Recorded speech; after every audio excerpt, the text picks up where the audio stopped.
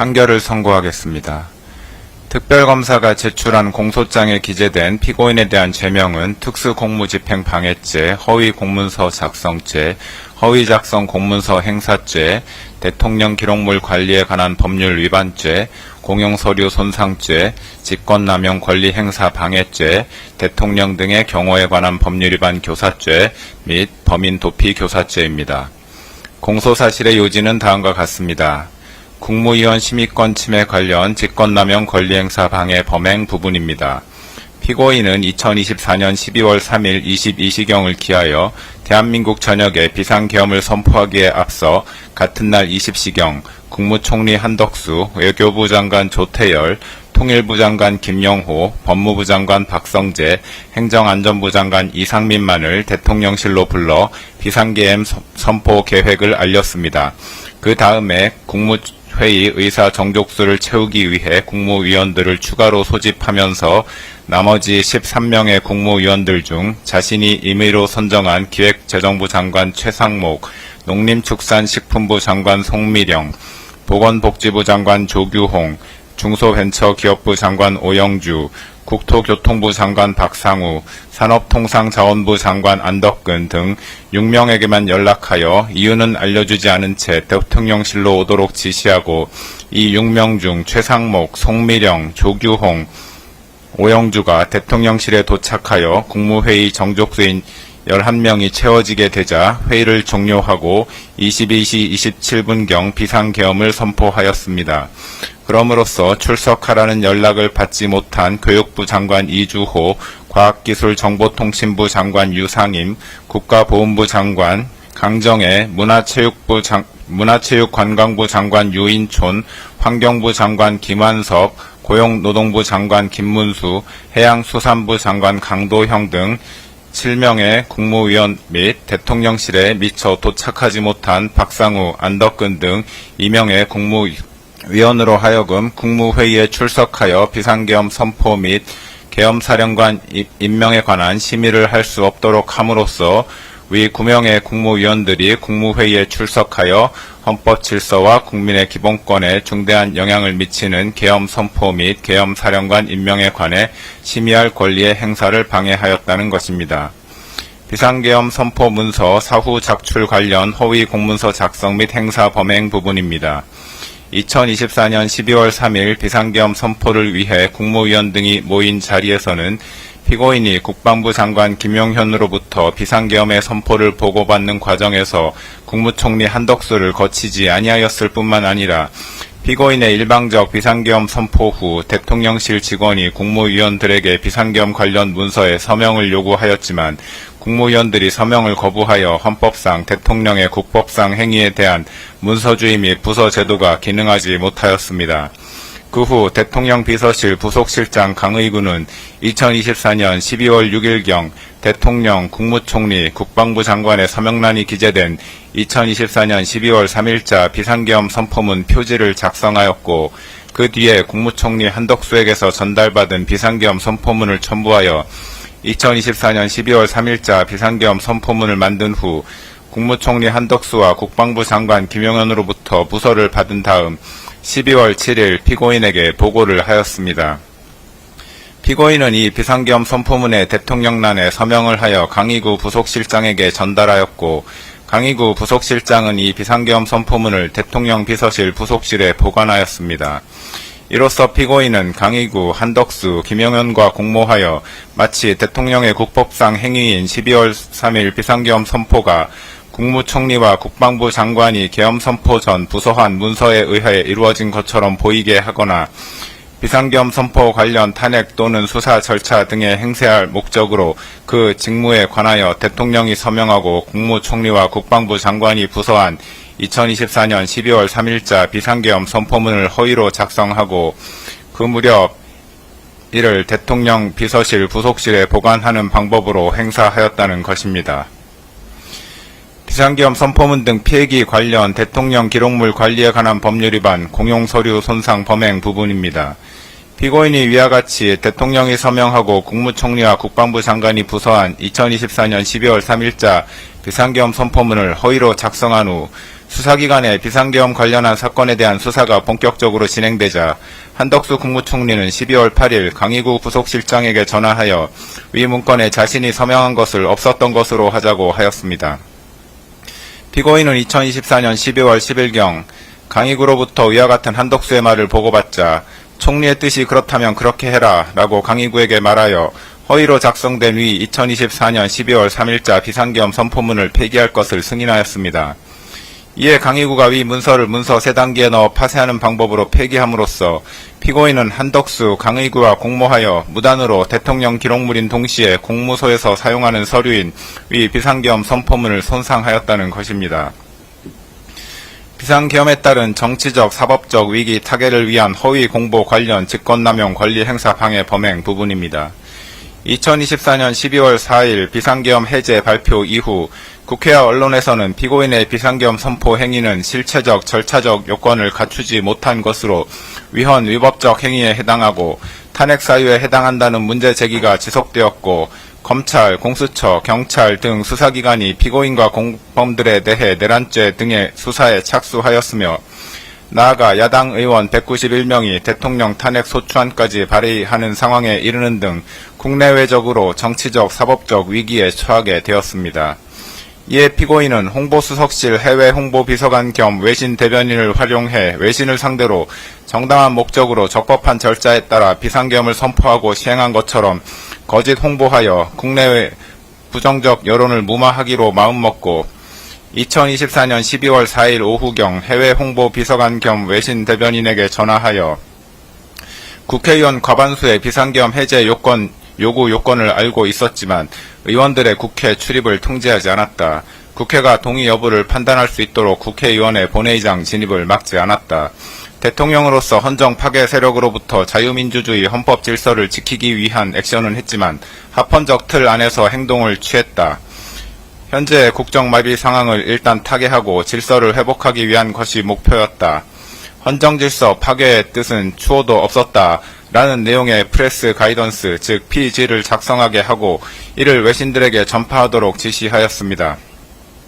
그러나 피고인이 지시한 PG의 내용은 허위의 사실이므로 외신 대변인에게는 피고인의 지시를 따를 의무가 없었는데도 피고인은 대통령실에 대한 지휘 감독 권한을 남용하여 외신 대변인으로 하여금 피고인이 알려준 허위의 사실을 PG로 작성하게 한 후 이를 외신 기자들에게 전달하게 하였고 외교부 부대변인에게도 위 PG를 보내주어 외신 기자들에게 전달하게 하였습니다. 이로써 피고인은 대통령 비서실의 업무를 총괄하고 소속 공무원을 지휘 감독하는 권한을 남용하여 외신 대변인으로 하여금 의무 없는 일을 하게 하였다는 것입니다. 내란 수사 대비 관련 대통령 등의 경호에 관한 법률 위반 교사 범행 부분입니다. 2024년 12월 4일 비상계엄 해제 이후 검찰, 공수처, 경찰 등 수사기관이 내란 등 혐의와 관련하여 피고인과 국군 방첩사령관 여인형, 수도방위사령관 이진우, 육군 특수전사령관 곽종근 등에 대한 수사에 착수하였다는 사실이 대대적으로 언론에 보도되었습니다. 그러자 피고인은 2024년 12월 7일 군 사령관들에게 지급한 비화폰을 관리하는 경호처 차장 김성훈에게 전화하여 경호처의 비화폰 관리 담당자로 하여금 여인형, 이진우, 곽종근이 사용하는 비화폰 단말기의 통화 기록 등 정보를 수사기관이 볼 수 없도록 조치하게 하라고 지시하였습니다. 피고인으로부터 지시를 받은 김성훈은 같은 날 경호처에서 김모 지원본부장에게 전화하여 여인형, 이진우, 곽종근이 사용하는 비화폰 단말기의 통화 기록 등 정보를 수사기관이 볼 수 없게 조치하라고 지시하였습니다. 이로써 여인형 등이 사용하는 비화폰 단말기의 통화 기록 등 정보를 수사기관이 볼 수 없도록 하기 위하여 경호처 차장 김성훈으로 하여금 지원본부장을 상대로 직권을 남용하도록 교사하였다는 것입니다. 2024년 12월 30일자 체포 및 수색영장 등 재판 집행 관련 특수공무집행 방해, 직권남용 권리행사 방해 및 범인 도피 교사 범행 부분입니다. 2024년 12월 4일 비상계엄이 해제된 후 검찰, 공수처, 경찰에서는 내란 혐의와 관련하여 피고인 및 공범자들에 대한 수사에 착수하였습니다.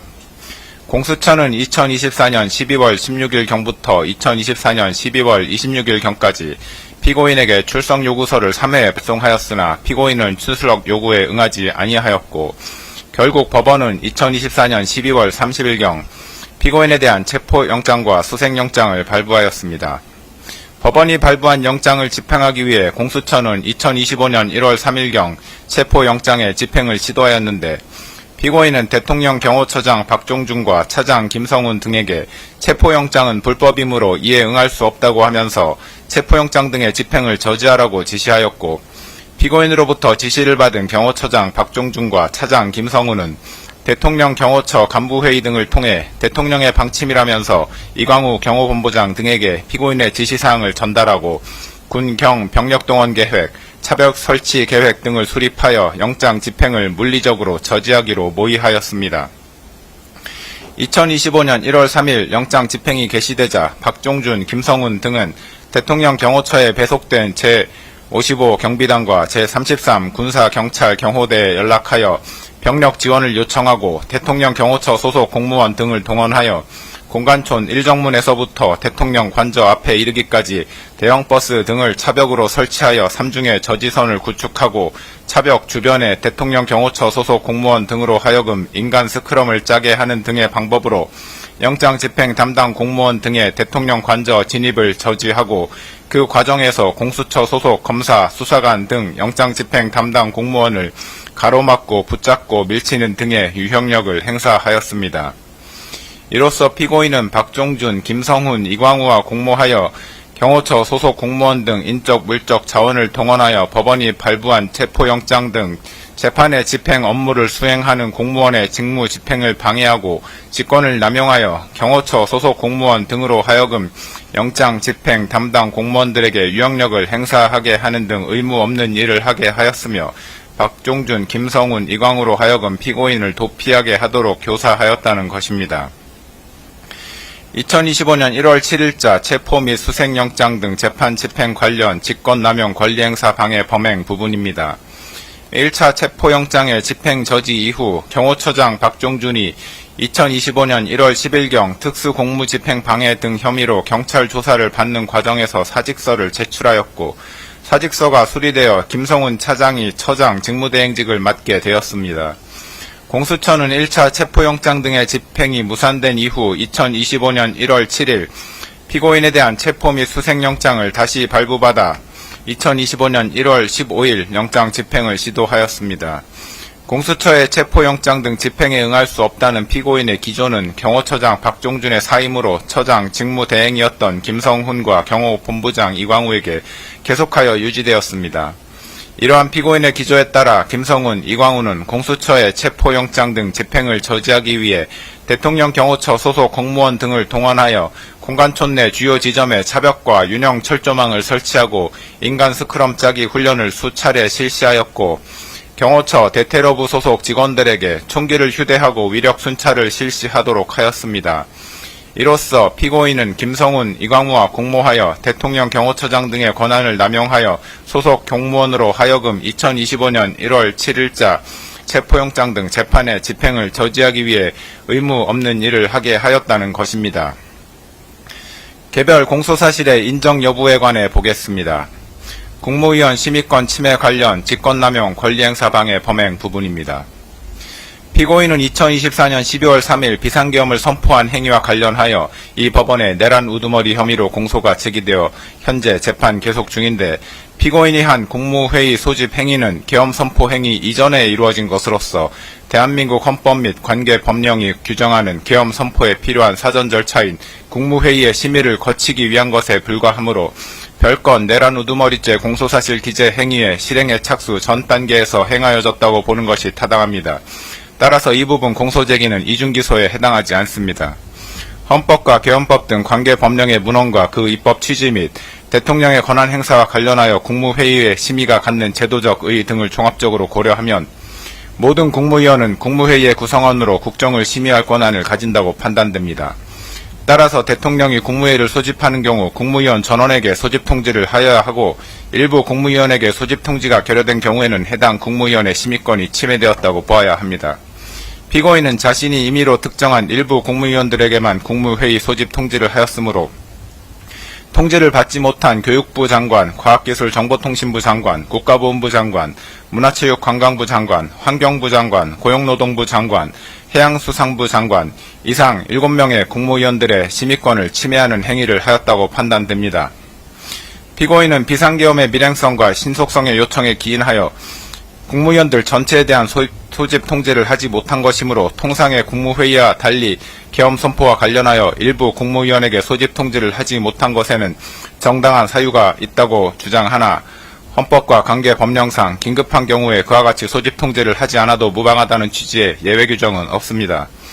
피고인이 주장하는 계엄 선포 사유, 즉 당시 야당이었던 더불어민주당의 다수의 고위공직자에 대한 탄핵 시도 내지 탄핵 소추안의 발의, 국가정보원의 선거관리위원회 시스템 점검 결과 등에 의하여 드러난 부정선거 의혹 해소, 국회의 2025년도 예산안 삭감에 따른 안보 공백 상황 초래 등을 고려하여 보더라도 피고인이 비상계엄 선포 이전에 국무위원 전원에 대한 소집 통지를 하지 못한 것을 정당화할 수 있을 정도로 긴급한 상황 하에 있었다고는 보기 어렵습니다.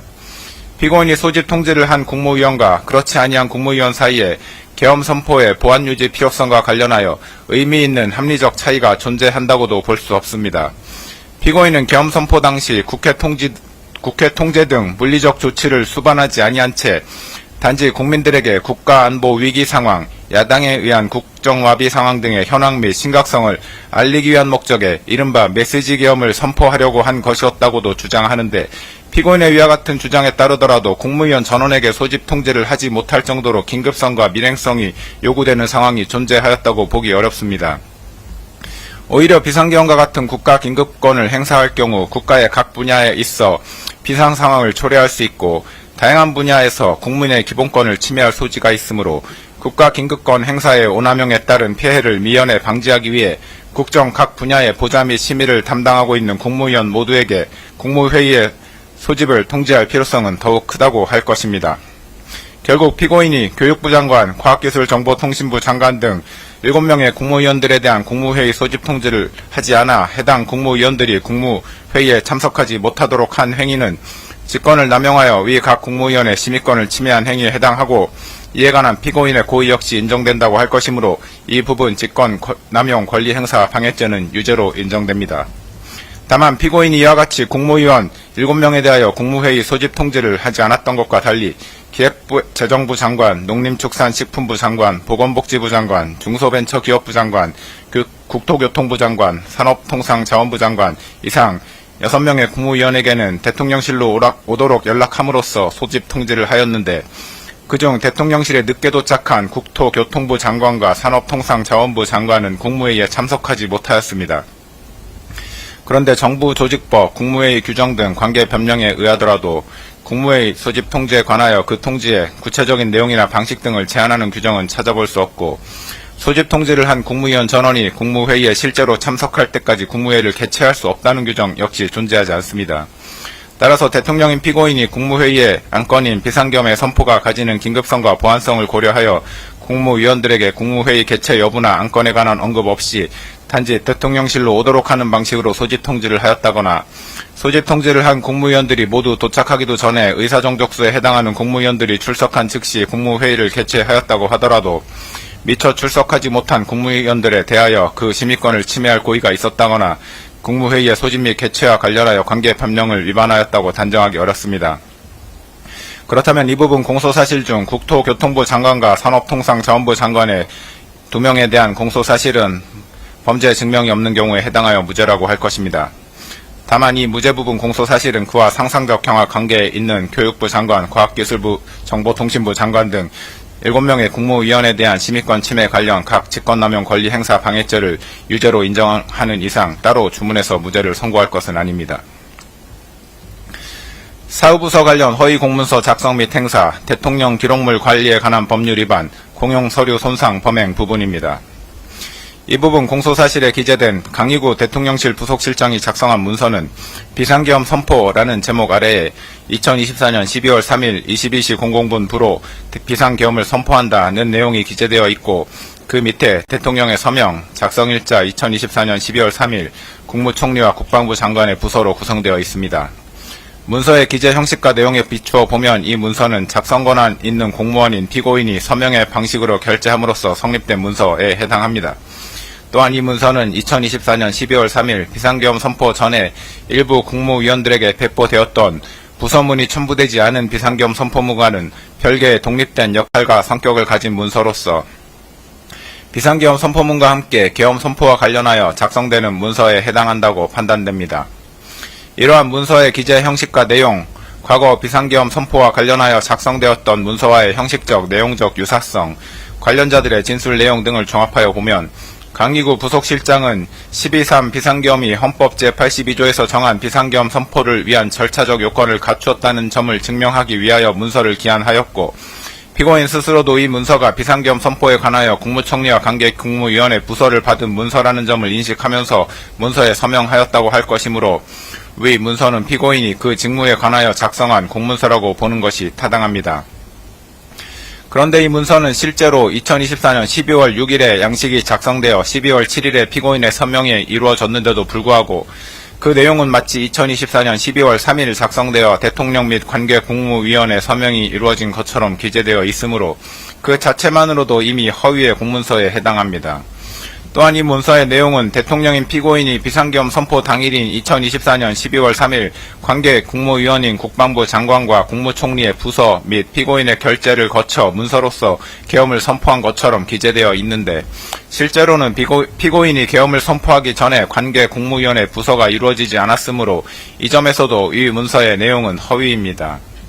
피고인은 강기구 부속실장이 가져온 위 문서를 보고 서명을 하였고, 서명 당시 문서에 기재된 작성 및 결재 일자와 실제 작성 및 결재 일자가 상이하다는 점 및 계엄 선포 전에 관계 국무위원회 부서가 이루어지지 않았는데도 불구하고 위 문서에 마치 계엄 선포 전에 국방부 장관과 국무총리의 부서가 이루어진 것처럼 기재되어 있다는 점을 명확히 인지하면서 문서에 서명하였으므로 허위 공문서 작성죄 고의가 있었다고 충분히 인정됩니다. 또한 피고인은 향후 비상계엄 선포 요건이 문제가 될 경우 등에 대비하여 비상계엄에 관하여 헌법 제82조에서 정한 문서 주의 및 부서제도 요건을 갖추었다는 점을 증명하기 위한 문서로 사용할 목적으로 위 문서에 서명하였다고 보이므로 문서를 행사할 목적도 있었다고 인정됩니다. 결국 피고인에 대한 허위 공문서 작성죄 공소사실은 유죄로 인정됩니다. 허위 작성 공문서 행사죄에 관하여 봅니다. 허위 작성 공문서 행사죄가 성립하기 위해서는 허위 공문서를 문서가 허위 작성되었다는 사정을 알지 못하는 사람들도 열람할 수 있게 하는 등 문서에 관한 공공의 신용을 위태롭게 하는 행위가 존재한다고 볼 수 있어야 합니다.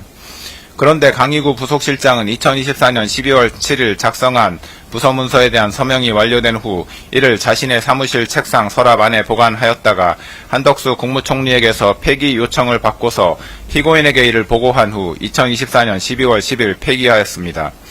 강기구 부속실장은 그동안 이를 다른 사람에게 제시하거나 외부에 공고 내지 제출하는 등의 행위는 하지 않았던 것으로 보입니다. 이러한 사정만으로는 위 문서가 허위 작성되었다는 사정을 알지 못하는 다른 사람들이 해당 문서를 열람할 수 있는 상태에 있었다고는 볼 수 없으므로 문서에 관한 공공의 신용을 위태롭게 하는 행위가 존재하였다고 보기 어렵습니다. 따라서 이 부분 공소사실은 범죄의 증명이 없어 무죄라고 판단됩니다. 대통령 기록물 관리에 관한 법률 위반죄 및 공용서류 손상죄 부분입니다. 대통령 기록물 관리에 관한 법률 제2조 제1호는 대통령 기록물을 대통령의 직무수행과 관련하여 대통령 등의 기관이 생산, 접수하여 보유하고 있는 기록물이라고 정의하고 있습니다. 이 기록물에 해당하기 위해서는 문서, 도서, 대장, 카드, 도면, 시청각물, 전자문서 등 모든 형태의 기록 정보 자료 또는 행정 박물일 것, 대통령의 직무수행과 관련될 것, 그 생산 또는 접수 주체가 대통령 또는 대통령의 보좌기관, 자문기관 및 경호 업무를 수행하는 기관 또는 대통령직 인수위원회일 것, 생산 또는 접수가 완료되었을 것 이상의 4가지 요건을 갖추어야 합니다. 앞서 본 허위 공문서는 문서 형태로 되어 있고 결재권자는 당시 대통령이었던 피고인이며 12.3 비상계엄이 헌법 제82조에서 정한 비상계엄 선포를 위한 절차적 요건을 갖추었다는 점을 증명하기 위한 목적으로 작성되었으므로 대통령의 직무 수행과 관련하여 작성되었다고 할 것이고, 결재권자인 피고인의 결재가 이루어짐으로써 공문서로 성립된 동시에 대통령 기록물로도 생산되었다고 할 것입니다. 따라서 위 문서는 대통령 기록물에 해당합니다. 또한 공용서류 손상죄에서 말하는 공용서류란 공무소에서 사용하는 서류 기타 전자기록을 말하는데 그 해당 여부를 판단함에 있어 문서의 완성 여부, 공문서류서의 효력이 생겼는지 여부나 정식 결제 절차를 거쳤는지 등은 관련이 없습니다. 이 사건에서 문제되는 문서는 공문서로 성립되었으므로 공용서류에 해당하고 문서가 폐기될 무렵 그 문서를 사용할 의사나 목적이 명백히 소멸되었다고 볼 만한 정황을 찾아볼 수 없습니다. 따라서 피고인이 한덕수 국무총리 및 강희구 부속실장과 공모하여 위 문서를 폐기한 행위는 대통령 기록물 관리에 관한 법률 위반죄 및 공용서류 손상죄에 해당한다고 판단됩니다. 이 부분 공소사실은 각 유죄로 인정됩니다. 허위 공보 관련 직권남용 권리행사 방해죄 부분입니다. 피고인이 2024년 12월 4일 하모 해외홍보비서관 겸 외신 대변인에게 전화하여 국회의원 과반수의 비상계엄 해제 요구 요건을 알고 있었지만 의원들의 국회 출입을 통제하지 않았다. 국회가 동의 여부를 판단할 수 있도록 국회의원의 본회의장 진입을 막지 않았다. 대통령으로서 헌정 파괴 세력으로부터 자유민주주의 헌법 질서를 지키기 위한 액션은 했지만 합헌적 틀 안에서 행동을 취했다. 현재 국정마비 상황을 일단 타개하고 질서를 회복하기 위한 것이 목표였다. 헌정질서 파괴의 뜻은 추호도 없었다. 라는 내용의 피지를 작성하게 하고 이를 외신에 전파하도록 지시한 사실 및 이 지시를 받은 해외 홍보 비서관이 그 내용대로 피지를 작성한 후 이를 외신 기자들에게 전달하였고 외교부 부대변인에게도 피지를 보내주어 외신 기자들에게 전달하게 한 사실은 인정됩니다. 정부조직법, 국가공무원법 등 관계 법령의 내용을 종합하여 보면 대통령 비서실 소속 비서관은 대통령의 직무를 보좌하는 자로서 대통령의 명에 따른 지휘 감독을 받는 관계에 있고 이에 따라 직무를 수행할 때 상관인 대통령의 직무상 명령에 대한 복종 의무를 부담합니다. 특별검사는 공소사실에서 대통령 비서실 소속 비서관에게는 사실에 터잡아 업무를 수행하여야 할 의무가 있으므로 대통령이 해외 홍보 비서관에게 허위 내용의 피지를 작성하여 외신에 전달하도록 한 행위는 대통령으로서의 직권을 남용하여 비서관에게 의무 없는 일을 하게 한 것이라고 하였으나 관계법령에 의하더라도 대통령 비서실 소속 비서관이 사실에 터잡아 업무를 수행하여야 할 의무가 있다고 볼 만한 근거 규정은 찾을 수 없고 국민의 알 권리에 관한 헌법 규정 등에 의하더라도 대통령 비서실 소속 비서관의 그러한 의무가 도출된다고는 볼 수 없습니다. 대통령실 대변인이 전파하는 피지는 국정 현안에 관한 대통령실의 입장을 표명하거나 홍보하는 것으로서 피지의 내용이 언론에 보도되는 경우에도 대통령실의 입장 표명임을 표시하게 될 뿐만 아니라 동시에 해당 국정 현안에 관한 다른 언론 기사들도 보도되는 것이 통상적이라 할 것이므로 피지의 내용의 일부 사실관계에 부합하지 않는 내용이 포함된다고 하여 국민들의 알 권리가 침해된다고 보기도 어렵습니다. 피지를 작성하여 전달하는 행위는 사실관계를 있는 그대로 보도하는 행위와는 분명한 차이가 있습니다. 대통령의 명령에 따라 피지를 작성 및 전파하는 해외 홍보 비서관으로서는 특정 현안에 관한 대통령의 입장을 가능한 한 신속하고 정확하게 작성하여 외신 등에 전달하여야 할 의무를 부담할 뿐 대통령이 전달을 요청한 입장 내용 중 사실관계에 관한 내용이 있는지 여부를 가려내거나 사실관계와 일치하지 않는 내용이 있는지 여부까지 판단할 권한 또는 의무가 있다고 볼 수 없습니다. 결국 이 사건에서 피고인의 피지 전파 지시를 받은 해외 홍보 비서관에게 피지의 내용이 허위인지 여부를 판단하여 그 내용을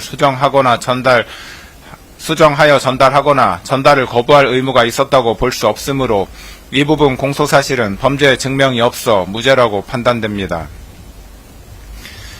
내란 수사 대비 관련 대통령 등의 경호에 관한 법률 위반 교사죄 부분입니다. 피고인은 경호처가 이미 제출한 비화폰 통화 목록과 비화폰은 위법하게 수집한 증거에 해당하여 증거 능력이 없다고 주장하므로 이에 관하여 봅니다.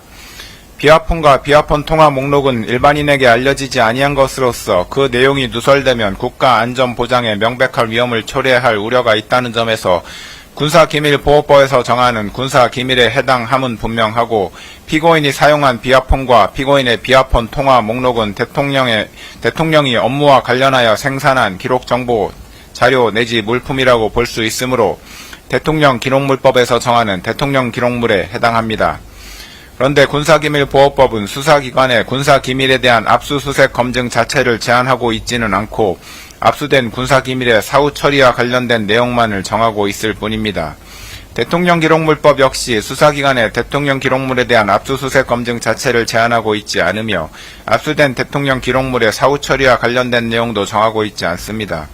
그렇다면 수사기관이 적법하게 발부받은 법원의 압수수색 검증 영장에 따라 군사기밀과 대통령 기록물을 압수하는 것이 군사기밀보호법과 대통령 기록물법에 위반된다고 볼 수는 없습니다. 경찰청 국가수사본부 비상계엄특별수사단 이하 경찰특수단이라 합니다. 은 2025년 4월 9일 서울 서부지방법원 판사에게서 적법하게 압수수색 검증 영장을 발부받아 경호처와 협의를 거친 후 경호처가 소유, 소지 또는 관리하는 비아폰 및 비아폰 통화 목록을 압수하였고 압수 이후 군사기밀보호법에서 정한 군사기밀의 사후관리 규정을 위반하였다는 사정도 보이지 아니하므로 경호처가 경찰 특수단에 이미 제출한 비아폰 및 비아폰 통화 목록은 위법하게 수집된 증거에 해당하지 않습니다.